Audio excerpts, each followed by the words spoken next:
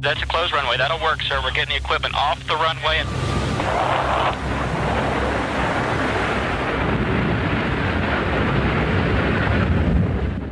It was supposed to be the jet that changed everything. Faster, sleeker, smarter.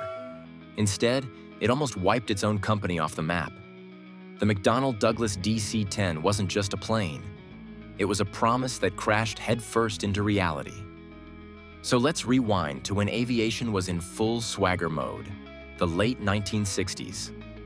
Boeing had just dropped the 747, the flying mansion of the skies. 4 engines, 2 decks, and enough seats to make airlines drool and panic. Because here's the thing, most airlines didn't actually want it.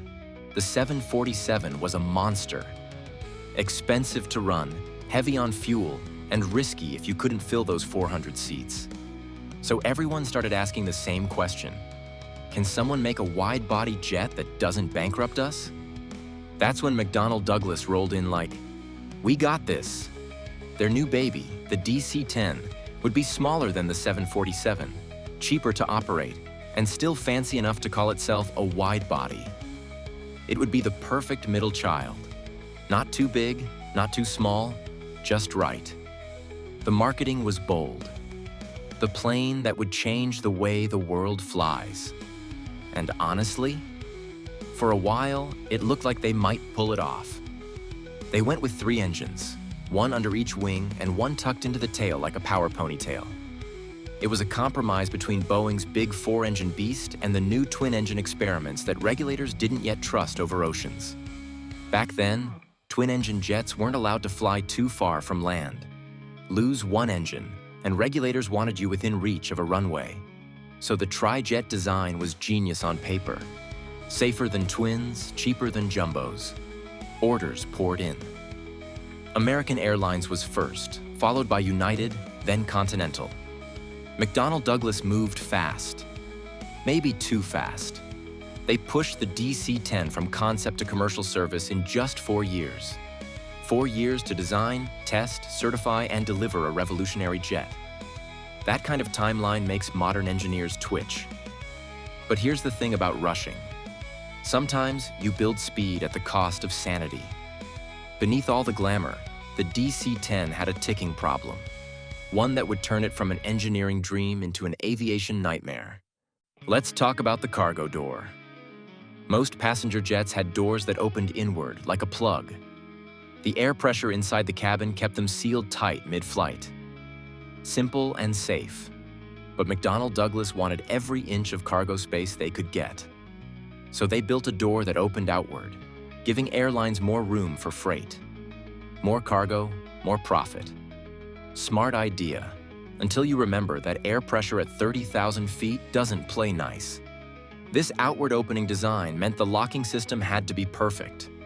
A set of mechanical latches that had to hold back tons of pressure difference. And inside McDonnell Douglas, one engineer saw the problem long before the world did. His name was Dan Applegate. He wrote a memo in 1971 basically saying, "This door might blow open mid-flight, and if it does, it'll take the plane with it." That warning got buried faster than bad news in a board meeting. Fixing the door would have meant delays, redesigns, and millions lost. So, like too many companies under pressure, they rolled the dice. And for a while, nothing happened. Then, 1972. American Airlines Flight 96 takes off from Detroit. Mid-climb, the cargo door explodes off the fuselage. The floor collapses, control cables snap, and the pilots are left flying half a plane. By some miracle, they get it back on the ground. Every passenger survives. The world breathes a sigh of relief. McDonnell Douglas says, "It's fixed, and airlines keep flying." Except, they hadn't fixed it. They added a tiny inspection window so ground crews could check the latch. But the latch itself, the weak link, stayed the same. It's like patching a cracked dam with duct tape and calling it innovation. 2 years later, the duct tape snapped. March 3rd, 1974. Turkish Airlines Flight 981 takes off from Paris with 346 people on board. 13 minutes into the flight, The same cargo door rips open. The floor caves in. The pilots lose every control cable they have. The plane nosedives into a forest at nearly 500 miles per hour. Everyone on board, gone. It was the deadliest crash in aviation history at the time. The kind of tragedy that stops the world. Headlines screamed, "Death Jet." Passengers refused to board DC-10s. Airlines literally hid the aircraft name from their announcements so people wouldn't freak out. The public didn't care about engineering details or technical memos. They saw one thing: a company that ignored warnings and paid for it in blood. And here's the haunting part. Applegate's memo, the one buried 3 years earlier, surfaced again. Every word of it had come true. It was like a time bomb with his signature on it. McDonnell Douglas scrambled to fix the design, for real this time. Stronger locks, redundant latches, cockpit alerts, the works. But the damage was already done. Their reputation had gone from next Boeing to never again overnight. And even though the DC-10 would eventually fly millions of safe hours, the world had made up its mind. It wasn't just a plane anymore. It was a symbol, a warning about what happens when speed and sales outrun safety. But the DC-10 story wasn't over, because just when it seemed like things couldn't get worse, it did. And this time, it wasn't the engineer's fault. By 1979, the DC-10 was trying to claw its way back into respectability. Airlines were flying it again. Passengers were starting to relax. McDonnell Douglas even ran ads boasting about its new safety systems: extra latches, reinforced doors, fancy cockpit warnings. It finally seemed like the storm had passed. Then Chicago happened. May 25th, 1979. American Airlines Flight 191 lines up for takeoff on a bright Friday afternoon at O'Hare. Families, business travelers, weekend flyers, 271 people on board, just another normal day. The DC-10 roars down the runway, lifts off, and a split second later, the left engine rips clean off the wing. Not a piece, the whole engine. One moment it's attached. The next, it's tumbling down the runway like a burning bowling ball. The pilots have no idea the engine tore away.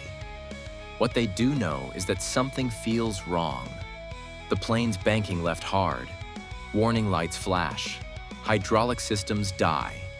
And within half a minute, the jet rolls upside down and slams into an empty field beyond the airport. Everyone on board, gone. News cameras arrived before the smoke even cleared. For millions watching that evening, one headline screamed louder than the rest: another DC-10 disaster. It didn't matter that this time, the cause wasn't design failure but bad maintenance. The damage to public trust was complete. The investigation later revealed that American Airlines had been cutting corners. To save time, mechanics used a forklift to remove the entire engine and pylon assembly instead of following the official step-by-step process. That shortcut bent a few crucial parts that held the engine to the wing. Tiny cracks formed. One day, those cracks became a tear, and that tear ripped the whole engine off. McDonnell Douglas wasn't directly to blame, but public opinion doesn't read engineering reports. It reads fear. People didn't care why it crashed. They just knew it was another DC-10. The FAA grounded every one of them across the United States. For the company, that grounding was the final blow. And the bad luck didn't stop there. Just a few months later, another DC-10, Western Airlines Flight 2605, tried landing through thick fog in Mexico City. It touched down on a closed runway full of construction vehicles. The crash killed 72 people. Different cause, same aircraft. The pattern looked cursed. By the end of 1979, the DC-10 had been involved in multiple deadly crashes within a few short years. Some were maintenance errors, some were pilot mistakes. But perception doesn't split hairs. It just connects dots. To the public, the DC-10 was the common thread. Behind the scenes, engineers and pilots defended the plane's record. pointing out that plenty of other jets had similar accidents. But no one wanted to hear it. Travel agents reported that passengers would literally change flights if they saw DC-10 on the ticket. Airlines quietly dropped the name from announcements altogether. Imagine boarding a flight where the crew refuses to tell you what plane you're on. That's how bad it got. The irony? Once the real fixes went in, the DC-10 became one of the most reliable wide bodies in service. But by then, the brand was toxic, and toxic brands don't survive in the sky. Meanwhile, the world around McDonnell Douglas was changing fast. The aviation rules that once forced airlines to choose 3 engines were being rewritten. New twin-engine aircraft were proving they could fly long routes safely. Boeing's 767 and Airbus's A300 were lighter, cheaper, and more efficient. Suddenly, that extra safety engine on the DC-10 looked less like reassurance and more like wasted fuel. Lockheed's rival Trijet, the L-1011 TriStar, also flopped. It was technically brilliant but painfully expensive, and by the 1980s, both it and the DC-10 were dinosaurs. The Trijet era, born out of regulatory fear, died out at the hands of smarter engineering. McDonnell Douglas tried to reinvent itself with one last Hail Mary, the MD-11. A stretched, modernized DC-10 with glass cockpits, longer range, and sleeker wings. It should have been a redemption arc, except it wasn't. Airlines compared it to the new Boeing 777 and Airbus A330, and the math didn't add up. The MD-11 burned more fuel, carried less, and still carried that faint scent of, "Isn't that the plane that crashed in Chicago?" The company never really recovered. In 1997, McDonnell Douglas merged with Boeing, ending more than 70 years of aircraft history. On paper, it was a merger. In reality, it was a rescue. Boeing absorbed what was left: engineers, designs, legacy, and the Douglas name quietly disappeared from tail fins forever. Yet the DC-10 refused to die. Cargo carriers like FedEx and UPS realized something the airlines didn't: that oversized cargo bay, once a death trap, was perfect for freight. As freighters, DC-10s worked beautifully. No passengers, no PR disasters, just tons of boxes and a lot of reliability. Some were later converted into MD-10s with updated cockpits and kept flying until the early 2020s. A few DC-10s even found strange second lives as giant aerial firefighters, dumping thousands of gallons of water over wildfires. The same engines that once made headlines for tragedy were now saving forests. There's a strange poetry in that, but the DC-10's real legacy isn't about engines or accidents. It's about change. That single buried memo from engineer Dan Applegate became one of the most studied documents in aviation history. It taught engineers that good enough can still kill people, and that safety warnings don't expire just because they're inconvenient. Because of those lessons, certification standards got tougher, maintenance checks got stricter, and whistleblowers gained protection. Every plane you step on today, every latch, every door, every emergency system, carries a trace of what the DC-10 taught the world the hard way. So yeah, the DC-10 destroyed its own company, but it also built something bigger. A culture of accountability that made flying safer for everyone. If you made it this far, you probably love aviation stories that mix ambition, tragedy, and redemption. Stick around. The next one might just change how you look at the sky again.